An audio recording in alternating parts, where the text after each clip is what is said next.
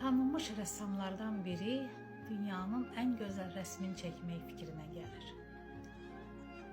Ve resminin mövzusunu tapmaq üçün yola düzülür ve gedir axtarmağa. Biraz keçəndən sonra bir meşəyə daxil olur ve meşədə bir yaşlı, bir ahıl bir insanı görür. Ve sualını ona verir ki, dünyanın en güzel şeyi nedir?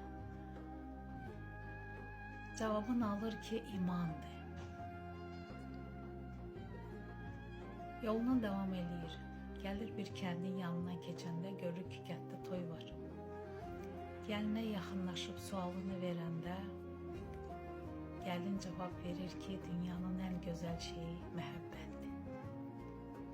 Yenə yoluna devam eləyir və yolda müharibədən qayıtmış yorğun bir əskəri görür. Sualını ona verəndə sülh cevabını alır. Dünyanın en güzel şeyi sülhdür. 3 tane cevabı, fərqli cevaplar alandan sonra evinə qayıtmaq fikrinə gəlir. Və yol boyu fikirləşir, bu 3 tane ayrı-ayrı cevapları mən bir dənə rəsmdə necə canlaşdırım. Qayıdır, gəlir və evinə daxil olanda görür ki, balalarının gözündə iman var. Yoldaşının gözündə məhəbbət var. Ailədə də sülh var. Və başa düşür ki, nə çəkəcək.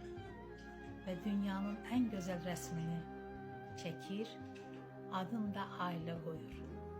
Sizin hamınıza xoşbaxt ailə həyatı arzulayıram. Çox sağ olun.